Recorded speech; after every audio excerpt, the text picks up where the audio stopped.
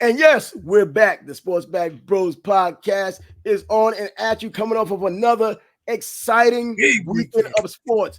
If you're a sports fan, you had your pick of the litter of things that you wanted to watch, could watch, and you probably did watch. If you're just the biggest sports fan as we are, we probably watched almost every damn thing, except for the hockey, of course. But anyway, the way things turned out, let's talk about it. The boxing match was the big deal. The Kentucky Derby, check that out. We'll get into that. And the NBA playoffs are still running hot, and there are now fewer teams in it that we can get to talk about. Game tonight too, and the game tonight, the Knicks taking on the Pacers.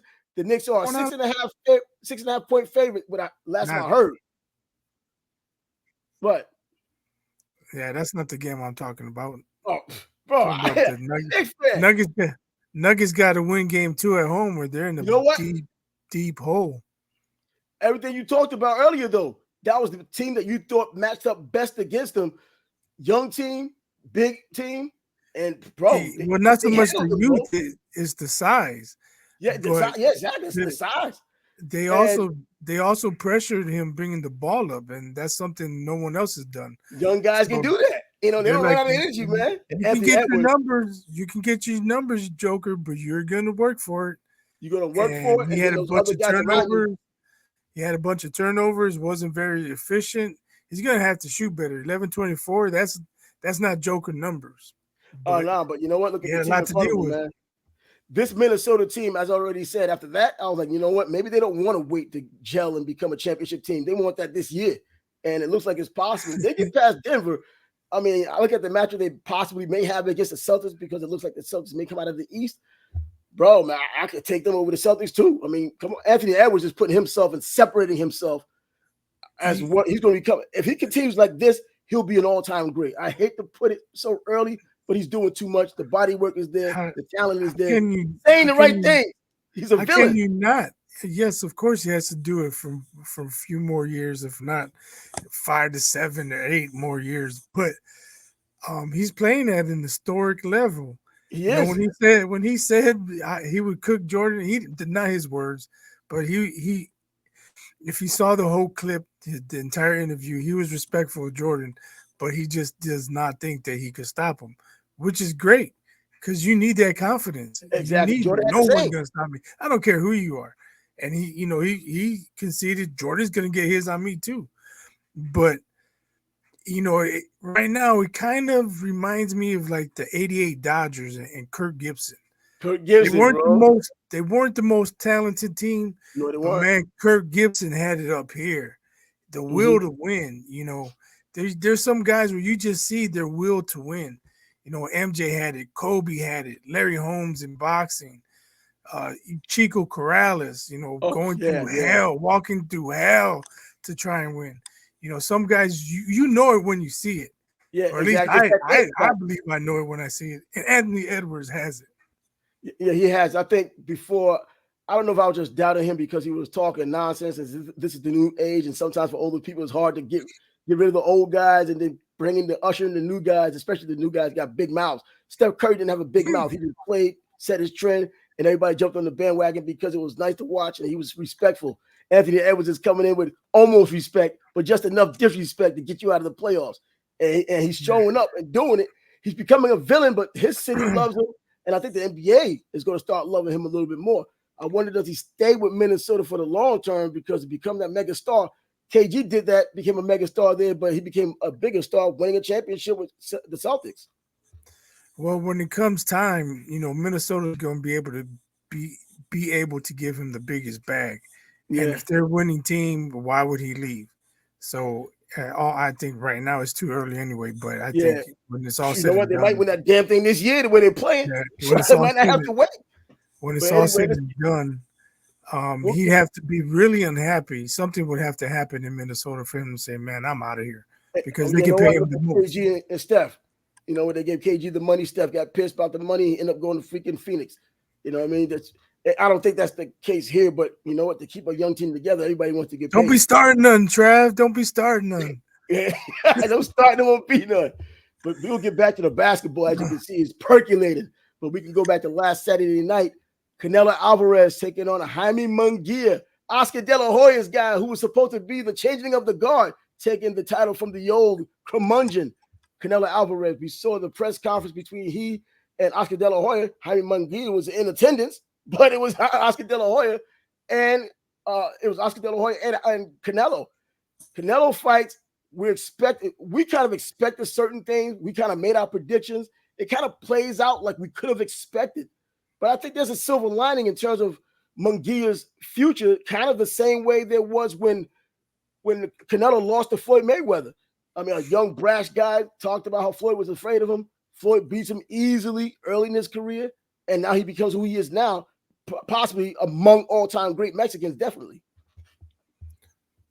Possibly, I'm not sure about that, but he did what he normally does, right? He was economical with his punches. He hurt Mungia. He dropped him with an uppercut, and from that point on, I think it was the fourth, the fight just wasn't the same. Mungia was having success. I think he won 2 of the first 3 rounds without a doubt. It could be debated whether he won the third round, which would actually be the second, because I definitely think he won the first and third. And second was closer than the others. But from that point on, you can see Canelo had the confidence, and there was doubt in Mungia's mind. Although he tried, he threw big punches, he threw body shots, and he did what he normally does. He just didn't have the experience. They talked about it on the broadcast, and I think the biggest thing is Canelo mentioned it. He's slow. And that's what Canelo usually does. He tries to find slow fighters that he can do that to.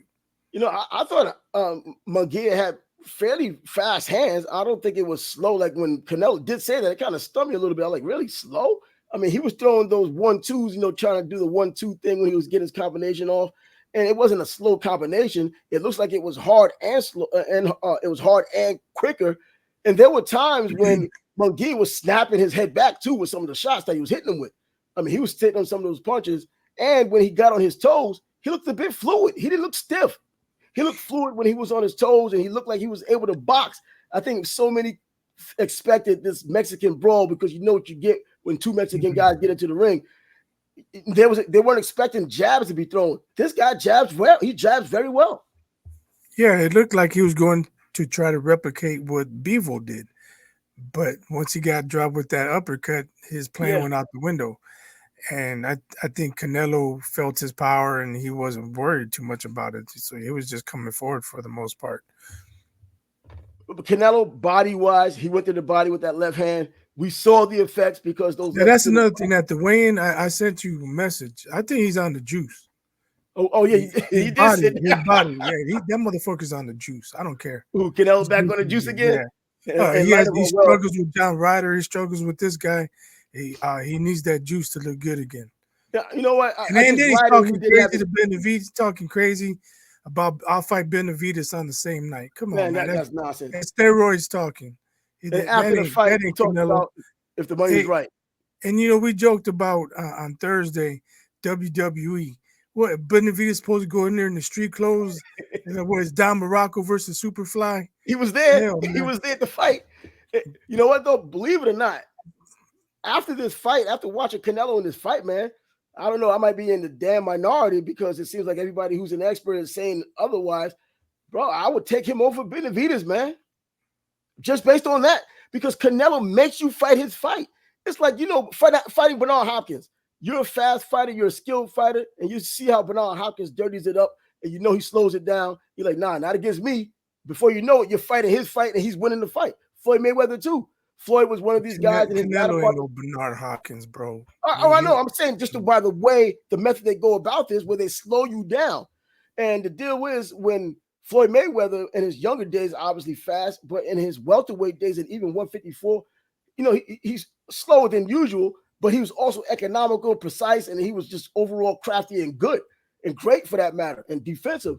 And so, like when Manny Pacquiao fought him, we was like, well, Manny Pacquiao, no matter who he fights, he's going to make them have to fight. He gets in with Floyd. He's just another dude. He slowed down. Floyd did what he wanted to do, made it easy, used his jab effectively against a southpaw, which is very difficult for an orthodox fighter. And the rest is history. He beats him kind of a whitewash.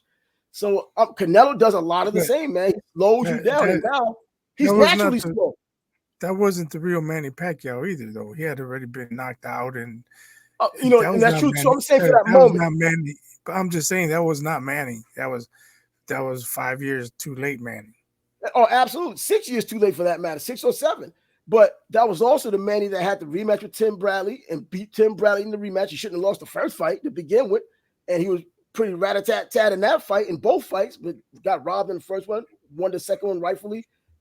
But against Floyd, I'm still expecting a modicum of what he was doing to other fighters, even at the latter part of his career. And it was nothing close to that. I mean, Floyd was older too, but Floyd had less wear and tear because as he was having his retirements here and there, Manny was still fighting and fighting tough fights. But I think Canelo is a lot like that, where he slowed down naturally because he's older. He's an old 33. Let's not forget that part. But he's an effective, savvy 33. And he could just, he took some shots. His chin has never been a question. He took the body shots and he came back with those hard thudding shots to the body, hitting on the shoulders like he did to BJ Saunders. I mean, he looked impressive the way he should have looked. Shoulders, elbows, yeah. He looked impressive like he should have looked impressive for that time. And now Mungia's record, I think people who don't follow boxing a lot, they look at the record and they automatically assume that this was going to be a barn burner. Well, it was a barn burner because you had 2 Mexicans in the damn ring. That's good enough. But he didn't fight like he was 40, had the old 40 plus fights. He fought like he had we talked about it before the fight. Mungia is a guy who's going to allow Canelo to look good. We said it before the fight, so I'm not impressed. Yeah, he beat him. Congratulations! Yeah, he beat him. I was just impressed. I'm not trying to throw shade. I'm just saying he didn't do anything special. He picked Mungia for a reason. Oh well, we know that because he knew he could look good against him. We knew that, but I'm saying Mungia, being as young as he is, not having fought anyone. I mean, really, like no one even close to Canelo's level, even at this point in Canelo's career. And the way he had come into the fight, he didn't let the moment overwhelm him. He came in trying to win the fight. And at the end of the fight, he was still trying to win the fight, even when he knew he was behind. Look at the way they ended the 12th round. These guys went at it. Well, yeah, I'm giving full credit. Both of them. Mungia got dropped and he didn't go away. He didn't do a Charlo. He tried his best. He still round 1, he was doing that. He still tried to put in work. He was throwing body shots. He was trying to land his left hook. Canelo just wasn't allowing him to really catch him clean. He caught him a couple of times, but not with real big shots. But we'll see what Canelo does next. He's trying to call out Benavidez. First he said 150 million. Now he's saying 200 million. What happens if the Saudis put up 200 million? He's gonna say 300 million. He ain't fighting Benavidez. Man, I hope he doesn't do it because what I've been hearing trending is on Mexican Independence Day in September, he's looking at Berlanga.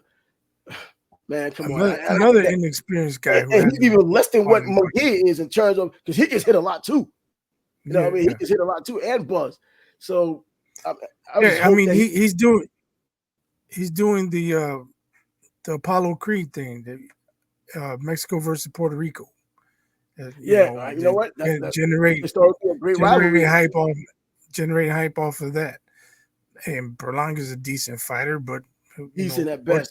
What's he ever done?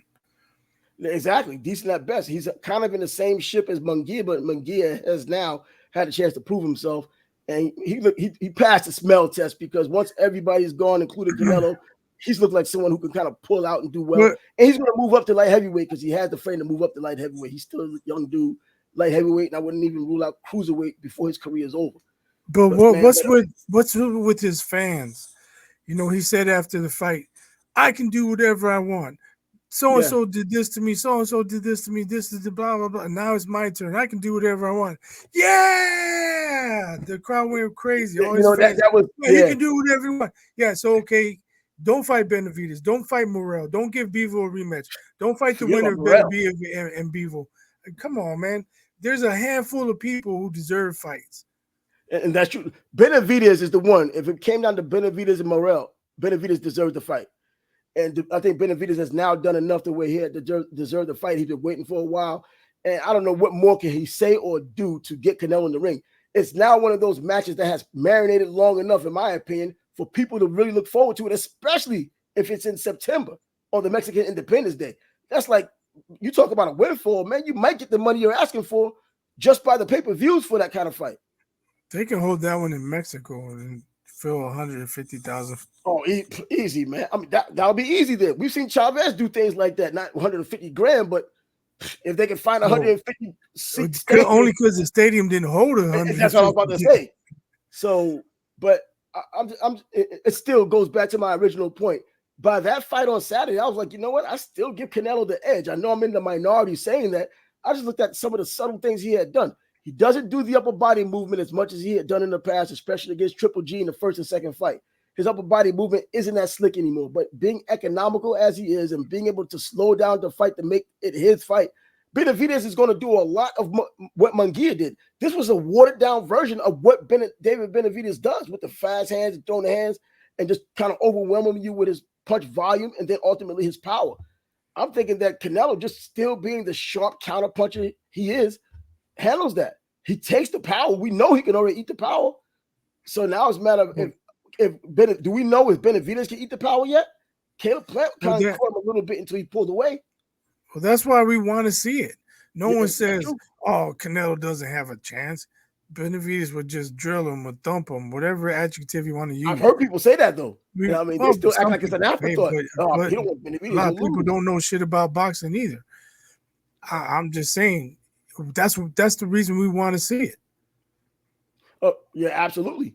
The reason, and Paulie Malignaggi, just as a throwaway line, Benavidez will beat him. I mean, the Canelo that fought on Saturday night against Mungia, he's going to get beat by Benavidez. Man, I think there's obviously a possibility because Benavidez is that damn good and still that young. And it's the changing of the guard we've watched in boxing for so many decades. The young guys just kind of pick up the torch. And when you have a special young guy, Benavidez is a special young guy. Morrell's a special young guy. Someone has to take the torch. And I don't think it's going to be where Canelo retires and someone has to fight for the title afterwards.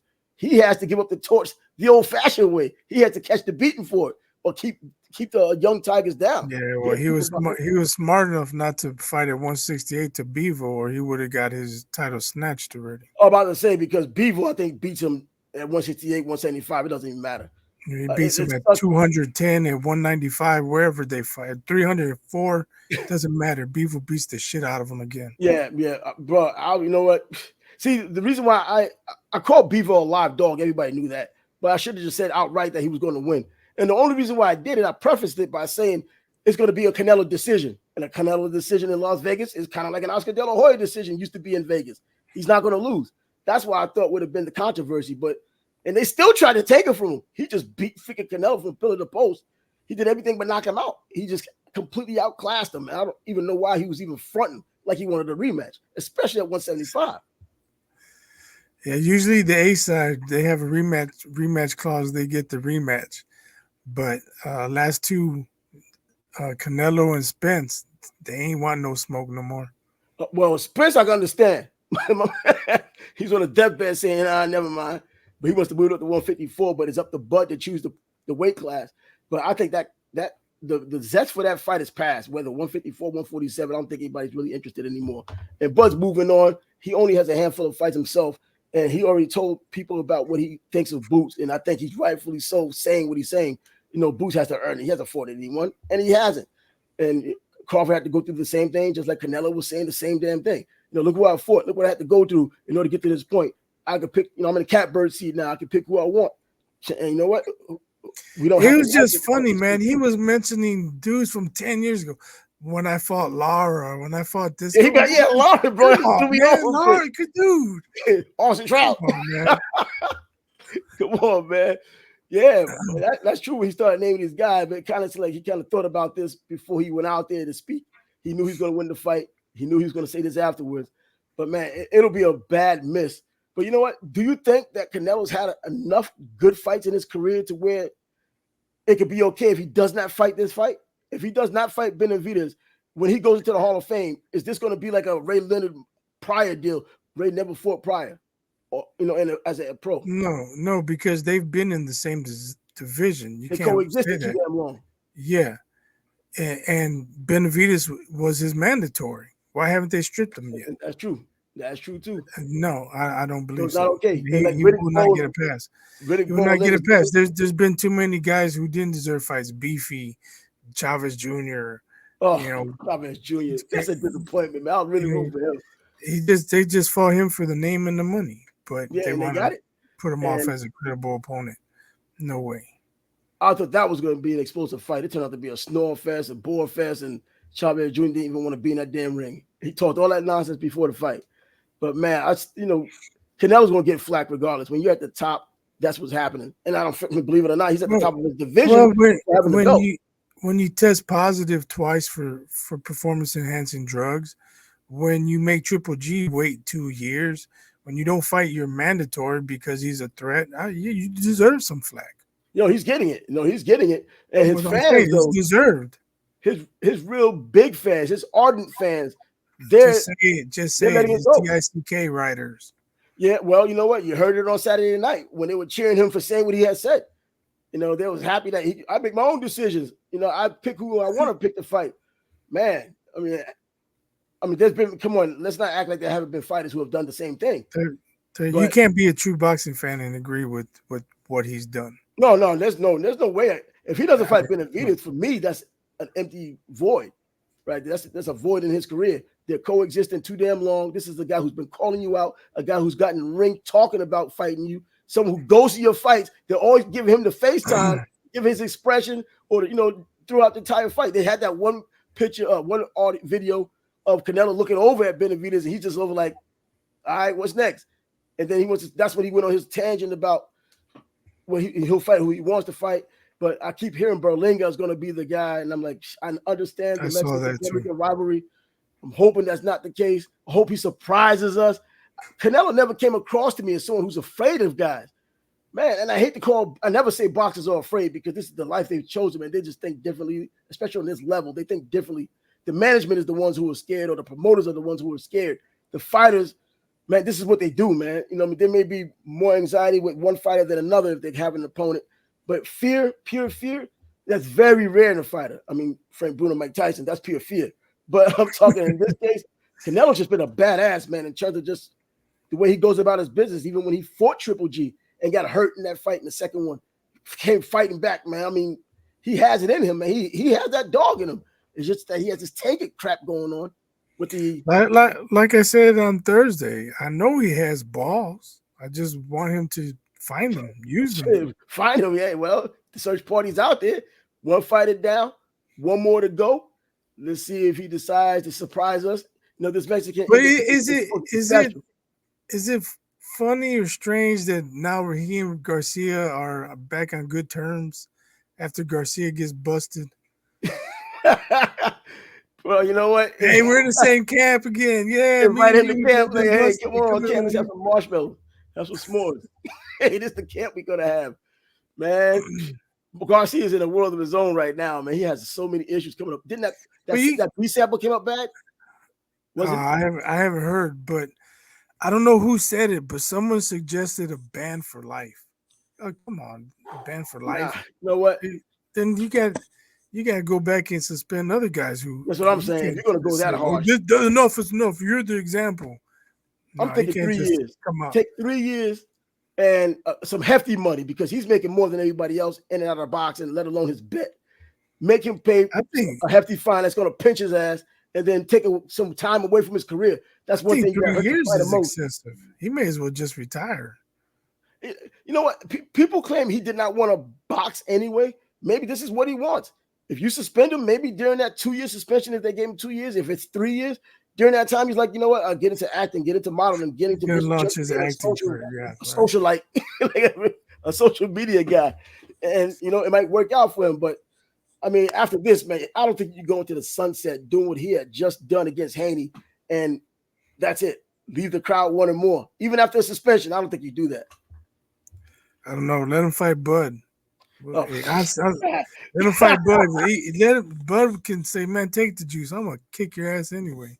But you know what? Bud wants scalps that's going to either bring money or prestige. That's the reason why Boots doesn't bring money or prestige. It's a nice fight for fight fans who know. Bring the money. Ryan Garcia brings prestige because he beat Haney, and regardless, how boxing fans are. They're fickle as hell. They'll talk about the steroid use, but his fans act like nothing ever happened. So he'll be able to show up, and the money's going to be there. Bud gets rid of him in 3 rounds, 4 rounds, maybe less.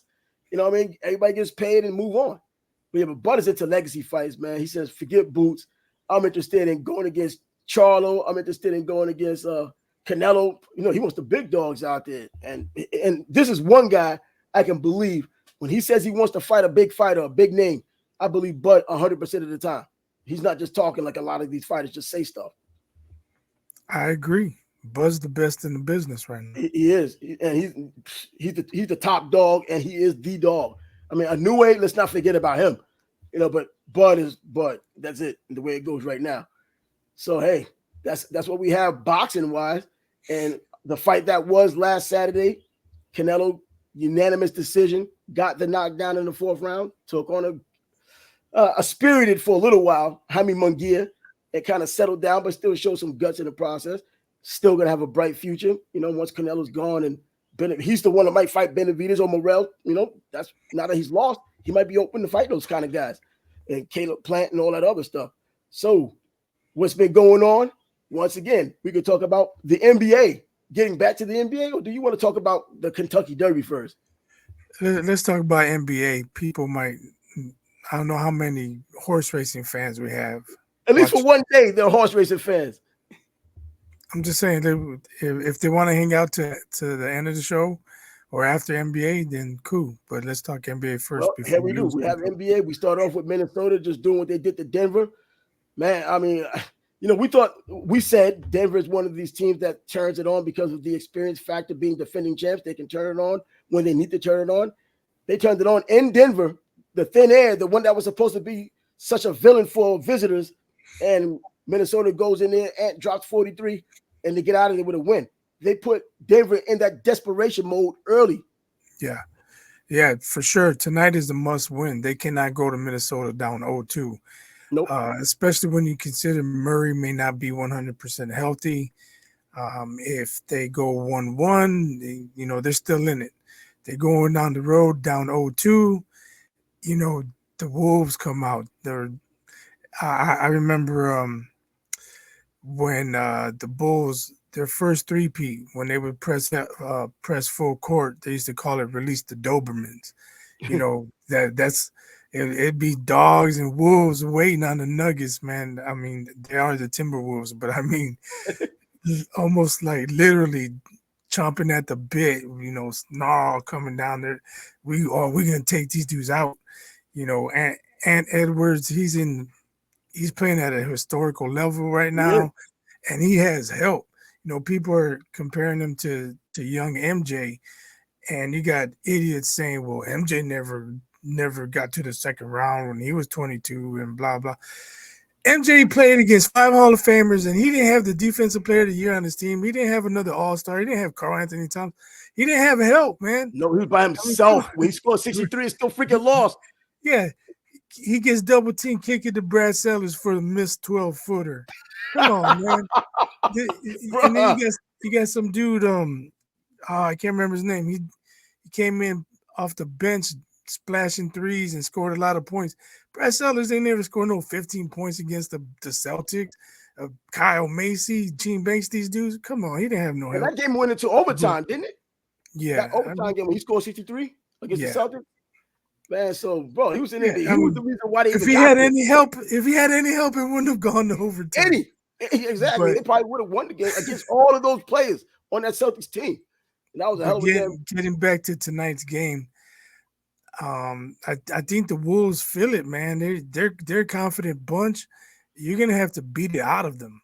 That young confidence, yep. And the Nuggets, they have a tendency to get down early in games. Ooh, they get down 10 points in the second quarter. It might be a wrap. Yeah, they're gonna have to come out from jump, from opening tap. They got to match that intensity. No BSing around. Oh, we'll get them in the third quarter. We'll come back in the fourth. That ain't happening against the T-Wolves.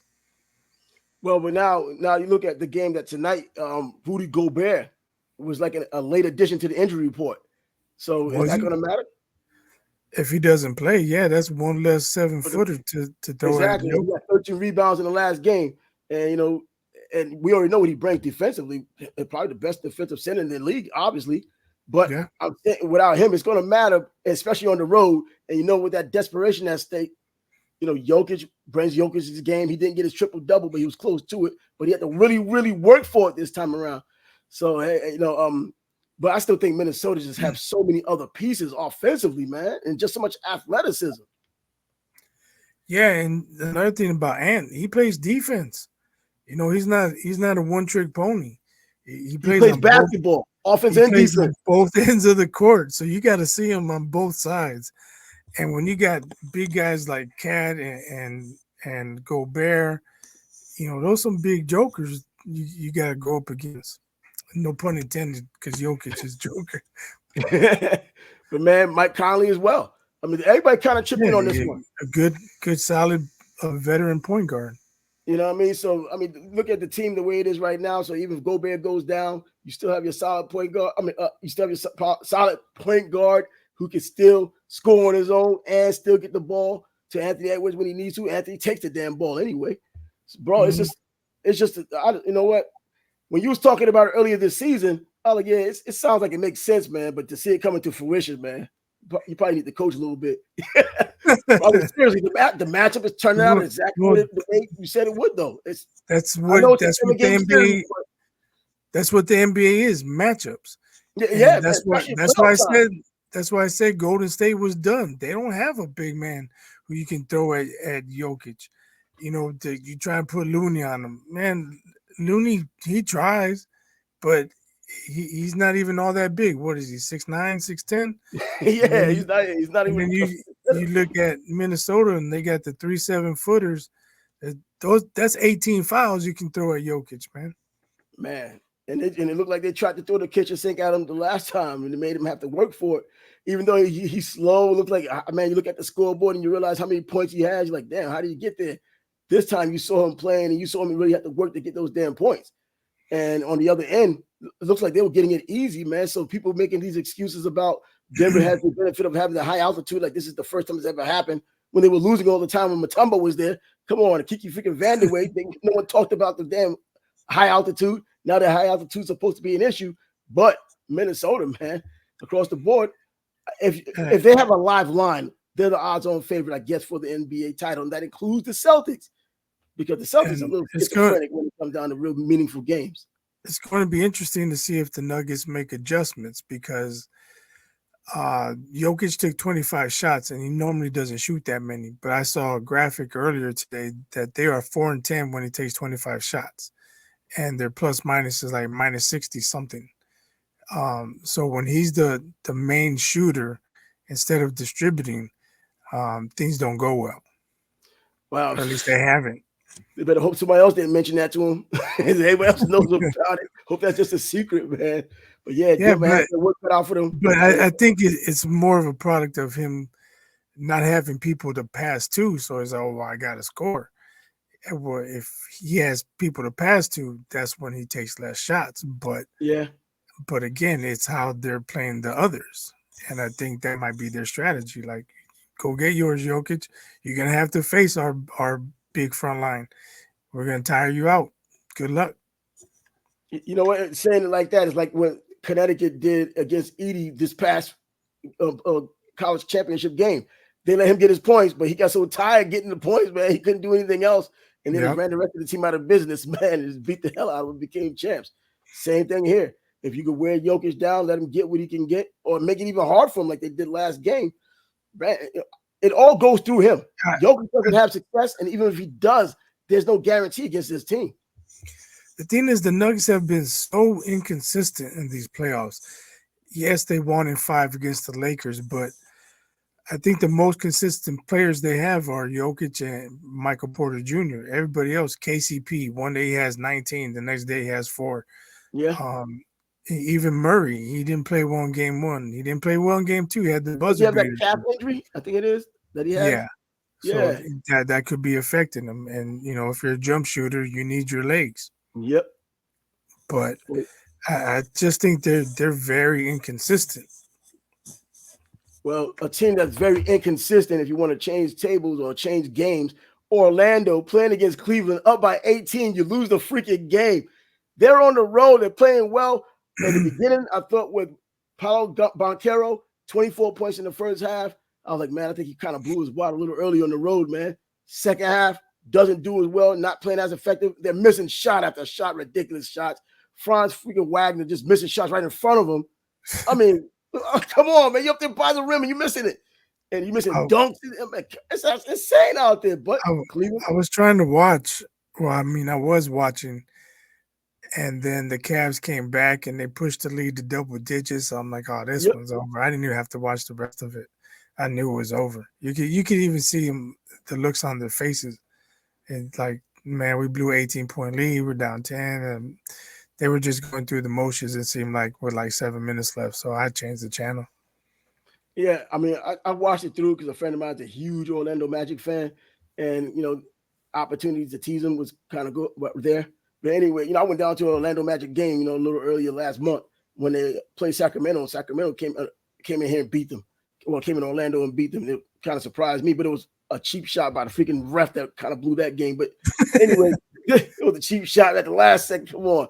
But Orlando, one of the young teams that we talked about in the past. Oklahoma City, I thought was the best young team. Minnesota, obviously the best young team. Oklahoma City, the best younger team, because I think that is the youngest team, one of the youngest teams in the league.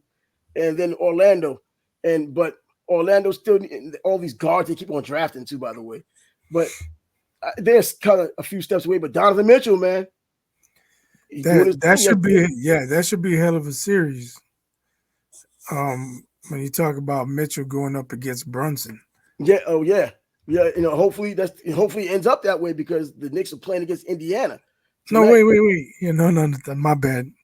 Yeah, the Cavs were screaming. The Cavs fans were saying, "We want Boston." They want, they're gonna get them. Yeah, you're gonna get them. Boston gonna wipe their ass.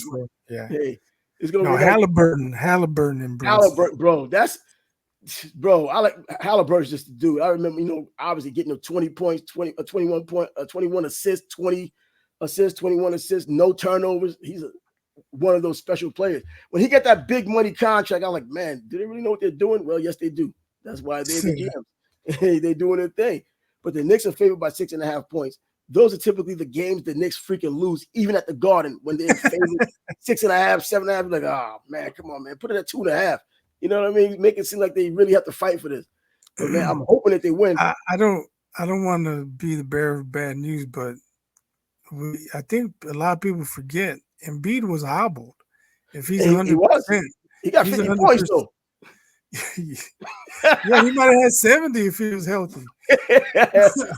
but I mean, they got him back. He's hobbled, but the Knicks don't have the entire team either. I mean, you know, Mitchell Robinson's out. We know Randall's gone. That's the point I'm trying to get to. Do they beat Philly if Embiid's 100%? Maybe not. Okay, but now they're facing a team whose best player isn't injured or hobbled. Nah. But he does have those hamstring injuries all freaking season long. I'm not hoping for it, but I do know that the hamstring injuries do not just disappear. You know, you got to keep getting treatment on them. And at the last second, man, on the most unexpected time, the first little joke from his quick point guards do. Next thing you know, that hamstring is bothering you. It sounds like you're asking for it to me. No. I like to see him play. In a roundabout way. I like to see it. I want to see this dude play, man. I actually like that guy. I like watching him play. Indiana's one of those teams that scores a lot of points, too. This past season in the NBA, the over-under has been ridiculous with the over. I mean, I'm just saying, don't be surprised if it's a long series and maybe the Pacers pull it out. That's all I'm saying. Bro, I'm already looking at this 6.5 lines like, damn it. You know, I think the Knicks, I want the Knicks to win. I think they will win, but that 6.5 line just threw me off a little bit, man. I was like, that's a little too damn high for these Knicks because sometimes I don't know if they get too filled with themselves and try to do more than they should. But Jalen Brunson finally in playoff mode, doing his thing. Let's hope it continues. He's now had somewhat of a rest. Go out there tonight and just pick it up again. But he also has help, so that's key for them. So we have the Knicks going at home against the Pacers, and you have Denver in a must-win game in just game 2, playing against Minnesota before they head out to Minnesota. And they possibly could get swept, man. Bro, they could possibly get swept. Like I described the Nuggets against the Lakers as sleepwalking. If they don't wake up, they might get swept. Tonight, let's not forget OKC versus Dallas. That could be a hell of a series. SGA, Kyrie, man. You know what? I still look at Oklahoma City being the better team anyway. Yeah, I'm just They're saying. another one of those young teams. But Dallas kind of got it going midway through Later the towards the end of the season. season. Yeah, they got You hot. know, they were climbing uphill, but they got it together. Yeah. So I think they're playing their best ball right now. But man, this OKC team I've looked at and watched them, this season here, only because last year when they went into the playoffs, they wanted to bring Chet Holmgren back, and against their better judgment, they decided, you know what, let's do it. Let's not do it. He didn't. Came back, gained some weight from the year he didn't have as a rookie. Had a damn good year. He's obviously up for player of the year, rookie of the year. He's not going to win it because Wemby's got it locked. But man, I like that Oklahoma City team, man. And does Dallas go back to what they were? Because you have your moments, and even though the playoffs are here, that moment can still disappear in the playoffs. You can kind of play that uphill battle, then you can finally get it right, and it got you into the playoffs, and it got you past the first round. But now it's going to come a point where it's not playing as hot anymore, and these young guys, as young guys do, can continue to play hard. And Oklahoma City, I don't think they surprised anyone. People saw it coming last season. Well, that's why they play the games. We're going to find out. Can Dallas keep it going, or is OKC too young? Those questions are going to get answered. I'm just looking forward to a good series. Oh, yeah, man. I think there's nothing but good series left, what you would expect in the NBA right about now. How about, look, let's go off of the game just for a second. Darvin Ham out after 2 years. I know that's kind of something that people are pressing. They're calling LeBron like the ultimate coach killer. Bro, this guy has a whole mausoleum of coaches now, man, in his career. I don't know, man. It's tough. He got him to the conference, Western Conference Finals last year. Mm-hmm. This year, I mean, they lost to Denver, the defending champs. That's it. I don't know. Yeah. But how do you make sense of this kind of thing? I know people talk about, and it's good to talk about. It doesn't make sense about coach killing and all that, man. But there's a decision made outside of LeBron saying, I want another coach. I don't think LeBron legitimately is saying, I want another coach. I think they just did the knee-jerk reaction thing. They didn't get the way they wanted to go. AD alluded to it, and I'm sure LeBron was on board with it. If LeBron didn't want Darvin Ham fired, then he doesn't get fired. So what about AD? Because that's AD's team now. Are you sure? I mean, going by the production that I thought that he led the team this year. Well, on the court, yeah, it should be. That's how it should be. Then he disappears in the fourth quarter. Locker room. Just because you're an old dude that's legendary, still playing, and he's still playing effectively. I think AD kind of taking the reins this past season. Yeah, but then you had LeBron. He was the one trying to close out. Yeah, and fourth quarter, doing a very good job at it, trying to close out. And then you had games where AD only takes one shot in the fourth quarter. So is it even his team on the court? I don't know. Well, but anyways, 2 seasons, man, never enough to find out. Come on, man. See, I was talking to somebody today about Steve Nash and how he came to the Nets. And I'm saying, look, he came into a bad situation. They said he should have never gotten a job to begin with, which probably could be true, maybe not true. But if he would have gone to Atlanta or even Charlotte or something like that, he had a better chance of having success.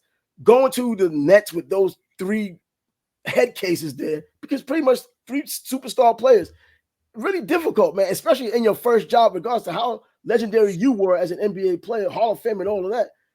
It's very difficult to coach those 3 guys. They're still owning you because of experience, because of money, everything. They're not really listening to you. I can even imagine him running a practice, Steve Nash telling them what to do. My thing is, why does the GM still have his job? After D'Lo choked his ass off in last year's playoffs, they re-signed him. And then they were expecting a different outcome this year. He had one good game against the Nuggets. Why re-sign him if he played like absolute trash? A lot of people blame D'Lo for not showing up, and that's why they couldn't beat the Nuggets. Okay, let's re-sign him. Why?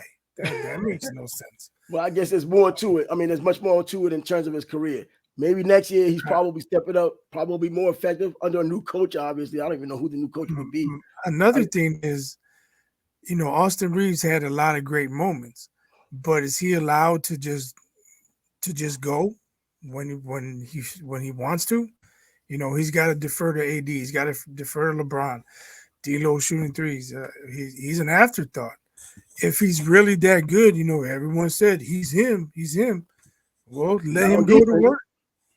And I not don't on know. defense, I'm slow as I don't, feet. well, yeah, I know that. Even the world killed him in the summertime. But I know you've been talking about that last summer. Yeah, he couldn't get out of I'm the way. saying, man, he's But getting the killed fact by is, these he couldn't get in the way. dudes in the world tournament. What's gonna happen in the NBA? And they always find him on defense, on the defensive end. But I'm saying, if he has to defer to LeBron, he has to defer to AD, well, how is he gonna be allowed to develop and flourish? But they gave him all that money like he's the man. Yeah, but check this out though. Does LeBron stay in LA? He's a free agent. I don't know. He's talking this nonsense about wanting to play with his son, who shouldn't get drafted to begin with, not even in the second round. Or He start, he's gonna go play in the G League. his son should even go to the G League, man.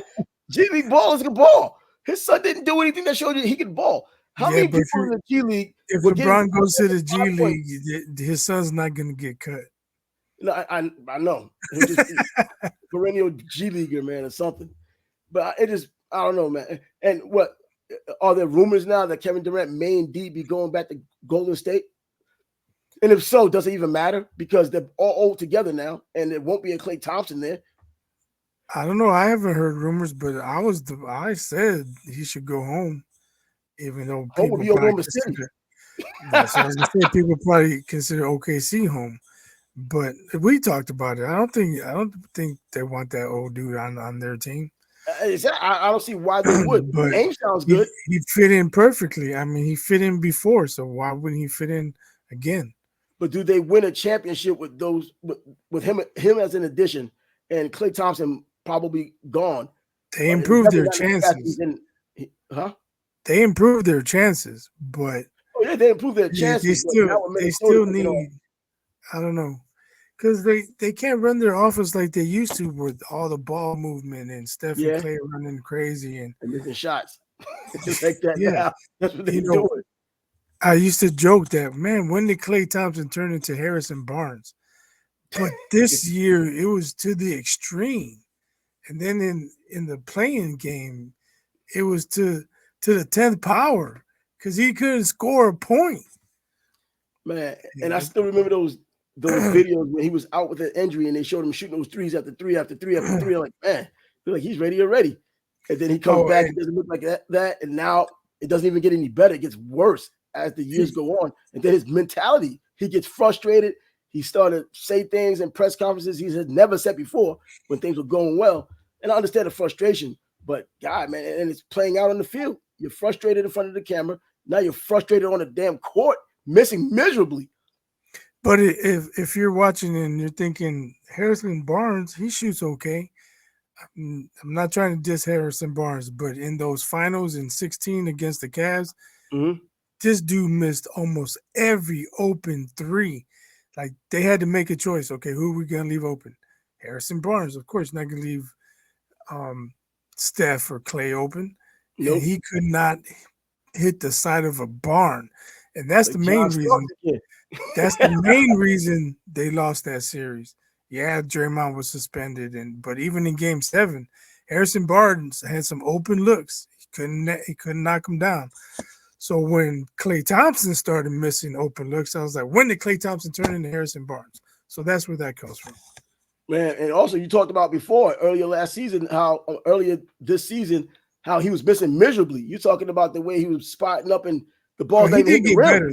Yeah, he did get better. I mean, he was hitting the side of the rim. One shot hit the backboard before it hit the rim, but he wasn't trying to go glass. His shot was off. But for some reason, coming off the bench, he found the shot again. Yeah, but that ego won't allow him to stay on the bench long term. So if there's a team out there that's going to allow him to start, he's going to probably go to that team, either ask for a trade or end up on that team anyway through free agency. I don't know what his situation is going into the offseason. Is he a free agent? I don't even know. Yeah, I just think, I don't know if they'll win the championship, but I think it'd be fun basketball in Golden State again if KD goes there. Because you talk about Kuminga has improved a lot. Yeah. And now you got another shooter in KD, take some pressure off of Steph. That opens the floor for guys like Kuminga and Moody. And I think it'll bring the fun back. Man, but now with these other teams growing along with them and being young teams, I mean, and they're getting this experience on the job, especially Minnesota now being as young as they are. What they're doing now is this experience on the job that you want that's going to lead to either a championship this year or set up the championship for the future. I mean, that's the way it's going. If the organization keeps these guys together long enough to do it. Oklahoma City, another team just like that. But think about this. If Steph was on Phoenix and Ant's going at KD nonstop, let him have it. Let him know. KD, for some reason, he don't have that dog in him where he's going to go back and drop 45, 50. But his little buddy on the other side, man, you talking shit to KD. He starts splashing, and he got his assassin. I don't think KD was ever better than when he was in Golden State. Oh, absolutely. I mean, but everybody was good then. Everybody in the entire freaking team was good. So I'm just saying he's still a good player. He's not what he used to be. He's just an older player. Still had that Achilles issue. I mean, that doesn't go away. He's still a sniper, man. He can still shoot. He used to be a guaranteed bucket before. Not as guaranteed now. Still a great player. Obviously, future Hall of Famer, championship player. Yeah, but in Phoenix, they're in such disarray. They don't have a point guard. One time is KD's turn, then it's Beal's turn, then it's Booker's turn, then Booker. I don't know. I don't think they ever got in sync. That's true because Booker, once again, if he scores 70 points, man, call off the game because they're it was nobody's turn. Give me the ball. You know what I mean? Just that's it. Ball and just getting it done and not getting it done. Yeah, KD going out to Golden State, if that is a rumor that really exists. Let's see how that turns out. Boston now. Porzingis did miss a game during the last series. I forgot what it might have been. I think he's still questionable. Yeah, but they could win without him. They should. Against Cleveland. Cleveland, I think, win without him. They should. I mean, but there have been another team like last year when they were losing the game they shouldn't win, losing at home and then on the road kind of getting it back. It lasted for a while until it ran its course. But yeah, not too excited about Cleveland and Boston, other than Boston kind of just staying on track to be the representative on the East, in the East, while the Knicks and Indiana go at it, and how this thing plays out. But still, I think the odds-on favorite, if you have live betting, is going to be Minnesota, just based on the way they look. And I'm interested, obviously, to see how this works out tonight. Yep. If it's 2-0, man, possibility of a sweep. I mean, yeah, obviously it could be a possibility. They're going on the road, but I think that it's a real possibility they get swept because you talk about even more confidence on that side of side. That's what I'm saying. Young guys in front of their home crowd, they dying for that, man. That's what I'm saying. If Minnesota wins today, they go home and they'll be salivating, man, like wild dogs. Whew. Oh yeah, man. And these guys aren't getting rattled. They just aren't getting rattled either, man. So, man, you think that the moment would overwhelm them? They walked into Denver against the defending champs, treated them badly, left out of there, left the lights on because they're coming back today. The question could be who's going to match Ant's intensity, not just his play, but like who's going to go head to head with him? Like you're not just going to bully us. You ain't going to punk us. We ain't no bitches. Does Denver have that guy? Does Denver have that guy? No, I don't think they do. Jokic isn't that, Jokic can match the game, but not the energy because he's just not that energy guy. I don't know. He's never been that energy kind of guy. He just exudes confidence because in a quiet way. When you got a guy who's coming for your throat, you got to get him off you or he's going to get your throat. That's true. And right now, Minnesota's aiming for the throat tonight. And the final game in Denver, at least could be the final game in Denver this year if they can't get out of Minnesota. Well, we'll just have to see. And with that, we can now pivot over to the Kentucky Derby. Well, this past Saturday, hey, all the games coming on, and you had boxing coming on, baseball, every sport going on, and the Kentucky Derby shows its face for the first round of the Triple Crown, the first jewel. So if any of you followers are watching us, whatever, follow us on Twitter. I picked Mystic Dan. Came through for the win. Barely won by that much. Like D. Corso says, by that much. By a nostril. A flat nostril. I've never seen a race. Race to watch. I've seen photo finishes before, but not with 3 horses that No, close exactly, together. bro. That was crazy, man. And the move that was made to get to that point, though. The Nah, move he that had was made, balls. That jockey had balls. Like, he bro. walked away. He came He through like walked away. Ludacris on the rail. Man, I know we don't talk about horse racing, and like Bert Sugar used to say, just because you watch the Kentucky Derby doesn't make you a horse racing fan. No, but there's certain events, because the Kentucky Derby is an event that everybody kind of just gravitates to, regardless Hey, of what. and I tell you what, I've been to the Derby twice. 2 amazing experiences, man. If you want to have a good time, go to the Kentucky Derby at least one time. It's a blast. Just know Man, it's either gonna be sunny and hot. There's no shade, so you gotta take your own shade. did you wear a hat Or like the rest of the people? or not like the ladies, big Nah, old. not the freaking flower hats, Joe. But yeah, we had hats, Derby but hat. man, this first year I went, it was rainy, so the infield was muddy. The second year it was like 94, 95, and just no clouds to be found anywhere. But so you just gotta be prepared. But it's a blast, man. I suggest that to anybody or to everybody. You know Go what? to the I'll try to Kentucky make Derby at least once. I'll make it a bucket list issue for next year. See, the deal about that is that we're boxing fans, and boxing comes on the same day. You already know with Cinco de Mayo, whether it's the date or whether it's just the weekend, there's going to be a fight. So wherever I end up going, I'm going to have to make sure the fight's going to be at that same place.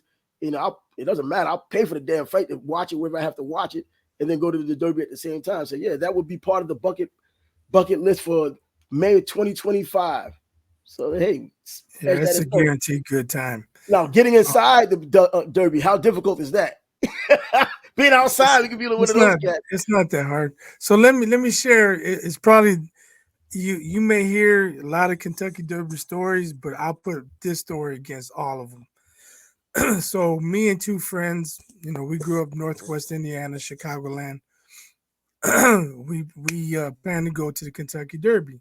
We get a hotel room. We go down Friday night, and we're from Chicago. We bring a grill. We got our meat, and so you go to Louisville basketball arena to the parking lot. You can catch a shuttle. Yum Center. So we drive. We park, set up the grill. We start cooking, and a police officer just pulls up alongside us, and she's looking at us with a very curious look on her face. So I say, "Is it okay to tailgate here?" She's like, "I don't know. Nobody's ever tailgated here before." And then my friend says, "Would you like a taco?" She's like, "Sure." So she got out and she kicked it with us for like 20 minutes. She's like, "So where are you guys from?" We're like, "Chicago." She's like, "Oh, of course, it makes sense now." So we tell people that story, man, they trip out. Like, I don't know if anybody ever tailgated before or since.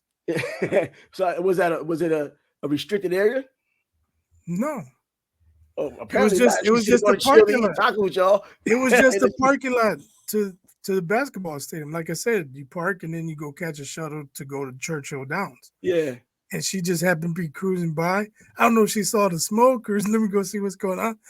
But she said with a straight face, "I don't know. No one's ever tailgated here before." Well, now you set a precedent. Now that Right. tailgate and you got a real taco to go down with it. Chill for 20 minutes. Shoot, the last time I've been up there, well, I actually been in Louisville since, but the first time I went to Louisville was for Muhammad Ali's funeral. I went to Louisville again, a couple of years ago. But yeah, so the bucket list now will consist of trying to get out to the Kentucky Derby next year. We'll see how that ends up going down. But yeah, man, it seems like this will conclude the show. Our Monday show, kind of reviewing all the sports from this past weekend, and it kind of included a litany, which included the Kentucky Derby. Canelo winning, victorious again. Let's see where he fights in September. Let's see who he fights in September. Baseball still going on. Nah, we're not really going to get into it too hard right now because, well, people got shot at Wrigley Field. Damn thugs. Really? Wrigley Field? Are they supposed to be the Sadiddy ones?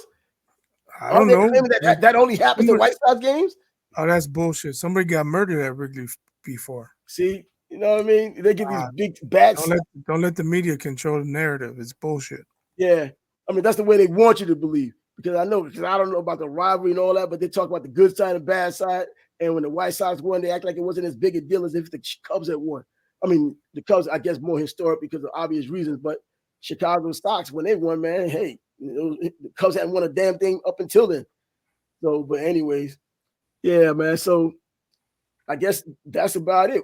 We talked about no baseball yet, but yeah, football's coming up. We're still talking about draft picks that are having their press conferences. I saw a Keon Coleman press conference for the Buffalo Bills. It just turned into like his clothes or something like that, or his shopping.